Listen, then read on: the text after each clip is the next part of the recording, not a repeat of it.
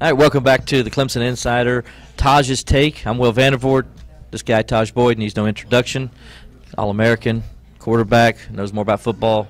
Well, forget more about football than I'll ever know. So with that, I'm going to talk to this guy about this week, Tajh. Obviously, the college football playoff came out. Been the big conversation, any watery cooler in America. For you, first of all, your thoughts where the Tigers are.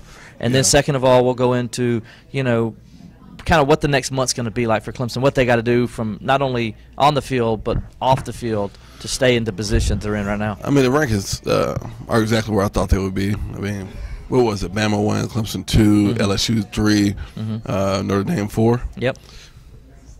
I mean, I don't think it ends that way, obviously, and it can't when you talk about the matchup tomorrow with LSU and Alabama. Or it could flip-flop. It really just depends. Right. So, Clemson, as we looked at the beginning of the season, at one point they didn't look like the number 2 team in the country, just to be honest. And every game they've been able to continue to progress, get better and better, where they do look like the most elite team in college football right now, period. They look like the number 1 team in the country. But, when you look at the committee and how they're choosing this thing, I don't know what the standard is now as opposed to what the BCS system used to look like. But Bama at this point can't not be number 1. You know what I'm saying? That's just the nature of the beast. So, I saw there was somebody in the committee that asked a question about what makes Alabama and Clemson comparable, and there was a commonality between the Texas A&M or something like that. But in reality, I mean, the real answer to that is just that Alabama's just done it, and they're the kings until they're not anymore, and until you dethrone them, I mean, that's just where it's going to be at. I mean, it's been like that. I don't know why anybody would expect anything different at this point. But I was a skeptic early in the season. I'm not going to sit here and lie to you. I thought once Kelly left this program, it would be hard for Clemson to beat Alabama. I don't necessarily know if that's the case anymore. I really don't. If they play tomorrow, I don't know. I think it's a coin flip. But I think if Clemson continues to progress along these lines right here, when you're talking about a championship game and what that looks like, I mean, the difference between Alabama this year as opposed to years in the past is that they've been prone to give up more points than they ever have. Giving up 20 points a game. Not as solid as they have been. Right. And I think if you give up 20 points a game to who you played against so far, I mean, Clemson might be able to hang something up here about 40 points, and that's crazy to think. Alabama, but that's what Clemson's offense is right now. 40 points on them, right? And I guess the biggest thing is that Alabama has been able to be more prolific on offense. Tua can throw the football at a high level. He can play at a high level. Right. Special.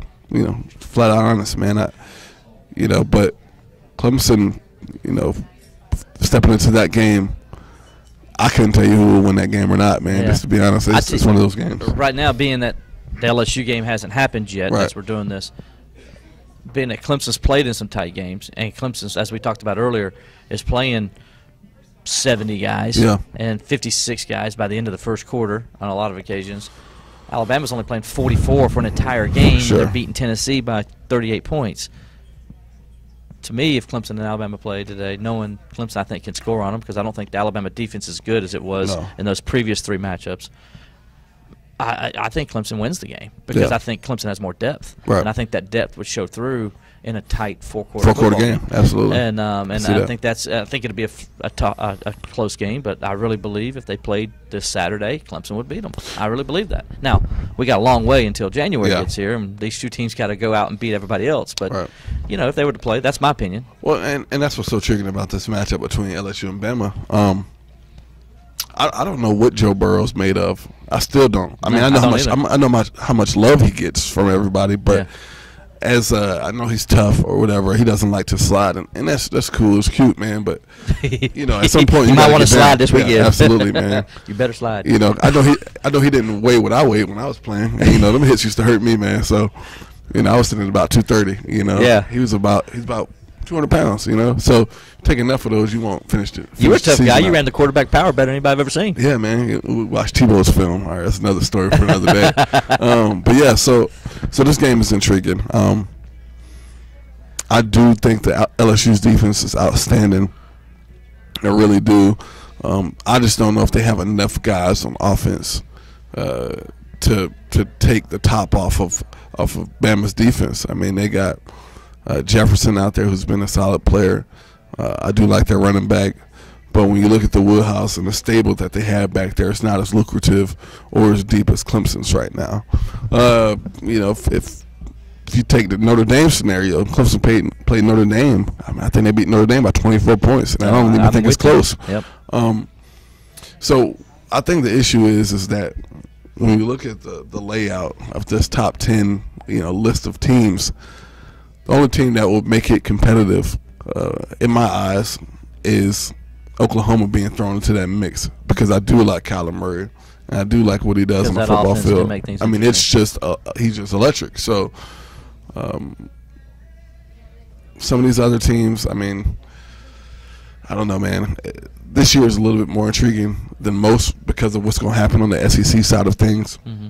There's so many different scenarios. It's like, all right, well, Georgia, they lost last week. Okay, so Georgia, what if they beat Kentucky tomorrow, next week, whenever it is? They win the East. What if LSU beats Bama? Bama beats Georgia. Mm-hmm. I mean, where are we going with this? And I think that's one of the issues with the playoff and the four-team system, because it technically could continue to rotate like that for the coming years. Right. And until you start bringing in all of these other teams, everybody outside of Clemson, Bama, and a couple other SEC teams are always going to be on the outside looking in. Right. Because I really don't think that the Big Ten right now can have any team in this playoff system and be competitive. I just don't see it. I agree with you. Michigan, as much as they've improved, if they were to play Clemson or Alabama in the first round, I think it would be like Clemson and Alabama have done the last couple of years to Big Ten teams. Yeah. It would be embarrassing. Right. I mean, we saw what happened with Washington when they jumped in the race. Yeah. A couple of years ago. I think what happened to Michigan State when they jumped in. Right. I mean, it's just Ohio State did to Clemson, or what Clemson did to Ohio State, I should say. I mean, it's it's tough, man. Somebody was talking about, because what is it the FCS who has like a 16-team playoff? Yes. Okay. Yep. Well, and it creates a longer season and things of that nature. And some of these kids, it's interesting because now kids are going to start making decisions more to opt out early, right, as opposed to playing bowl games. So we'll see how the future looks like, but. I mean, at some point, there's going to have to be an expansion, because if not, Clemson's going to continue to be there. Bama's going to continue to be there, strictly from a recruiting standpoint. They're just going to always recruit better than everybody at this point. Mm-hmm. We'll see what Kirby continues to do at Georgia over there. And then Ohio State's going to have some guys, and Oklahoma's going to have some guys. So we're talking about 6 teams. It's really what it is, man. Yeah. And it's going to be an issue, because these other conferences are going to be like, hey, what about us? You know. Pac-12 so they're like, can we ever get in? Can we ever put our ball in and play? We've been sitting here ready to tap out. For sure. Nobody's tapping out. Yeah, exactly, man. So, I don't know, man. This whole thing is interesting to me, man. The whole layout of it. I mean, if we sat at 2, will we play in Miami at the Orange Bowl? That's a good question. Because I was looking at it and I was like, well, how is that going to lay out? And I don't actually know how that dynamic works. Well, if Alabama's number 1, they would get first. They're the only ones that get an option. So there's an option in there. They get an option to. They can either go to Dallas or they could go there. And Brett McMurphy of former ESPN, he reported that. And there's something to this, as I was telling Robert. Yeah. There's something to this. He reported that if Alabama's the number 1 seed, they're going to go to Miami. Now, the reason I said there's something to it is because Brett McMurphy is an Alabama grad and has a lot of connections over there at Alabama. Right. And so he's obviously heard something or knows something that nobody else does for him to go ahead and put that in there. And I can see that because look how many times they've played in Dallas. Yeah. Even those kickoff classic things they've done. They played Alabama like 4 Cowboys. or 5 times. Absolutely. Yeah, the Alabama Cowboys.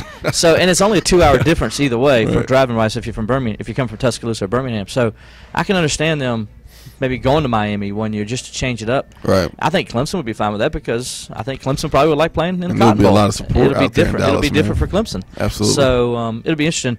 Now, what does, from a player standpoint, you're number 2 in the country. You know where you're at. You've worked to this point.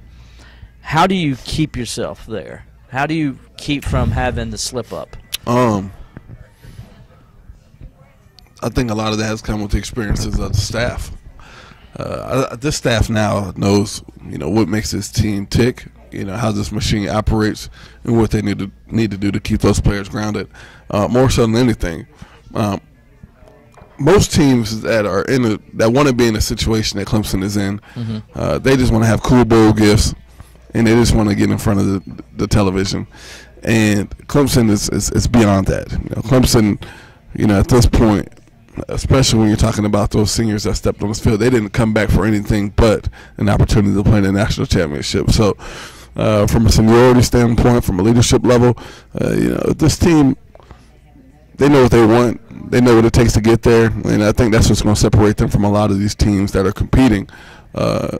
Clemson wants to be a contender. Some of these other teams, they just want to come out and just show up and say, hey, when I was at school, this is what we did and this is where we went. It's just a much different level of thinking over there.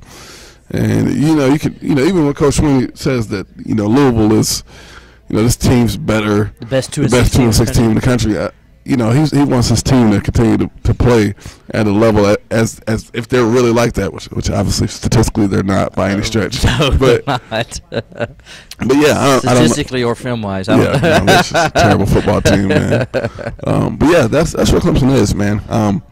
What's cool about it is when you look at the freshmen on this team, to see some of these recruits' tweets, they're going to have the same mindset coming in here. This is just a different time, and it's just a different era. And, the staff itself, when you talk about coordinators, when you're talking about assistants, graduate assistants, interns, they all have the same mindset. I went and sat down with Abe over in the equipment office the other day. He operates exactly like Coach Sweeney and his staff operates. He has his guys that do what they need to do. He makes sure he handles the big stuff. He makes sure Nick handles the stuff. And if they're not performing up to the level that he thinks, then there's going to be an issue. And that's how the whole system works. That's how the structure works. And that's happening at the president at this university's level onto the football team. So when you get things in phase like that, it's pretty tough to stop, man. And that's why Clemson is going to continue to accelerate, elevate, and be in the championship game when it's all said and done with. 163-20 the last 3 weeks. Can that? I mean, that's crazy numbers. Actually, it's an ACC record, by the way, for a 3-game stretch. Yes. Wow. So, can that continue? I mean, you look at Louisville, we just talked about, and then they got to play after Louisville. They get Duke and Boston College, Duke, and then South Carolina. All 4 games they can win, but can they win at that kind of level where you're outscoring opponents 163-20? Yeah, absolutely. Absolutely. Yeah. And then, we're way, 4 weeks away from it, but the South Carolina game, I mean, what was it, 63-17? That's the big one, right? Well, no, the big one was 56-7 a couple of years ago. That's right. All right, so 56-7, we can see a repeat. Just because there's going to be some words exchanged, mainly because Jake does like to talk a little bit on that Carolina side of things over there. He's a rah-rah kind of guy. He's hype, the never again, all of that. He's going to say something that's going to ignite this defense. We've already seen what happens when they get pissed off out there. There's going to be no holding back, Yeah, it's not good to make Clemson mad. No, not at all. Don't poke the bear, as we always say. Don't poke the bear, baby. But last week when Florida State went down and they took the cheap shot to Lawrence after he was already on the ground, and that was it. That's pretty exciting. They poked the bear, and it was over. Pretty exciting to see, man. Trevor clapping over there, getting excited. He was, wasn't he? Saw some energy from him out there. He, like, I asked him about it this week. He's like, well, I was just, I shook it off, no big deal. I'm like, whatever, man. You were fired up, He was ready to go. He was over there clapping when the guy got ejected. Absolutely. He got lit out there for sure. He did. Anyway, that's good stuff, Tajh. I always appreciate your time, man. Tajh's Take. I'm Will Vandervoort.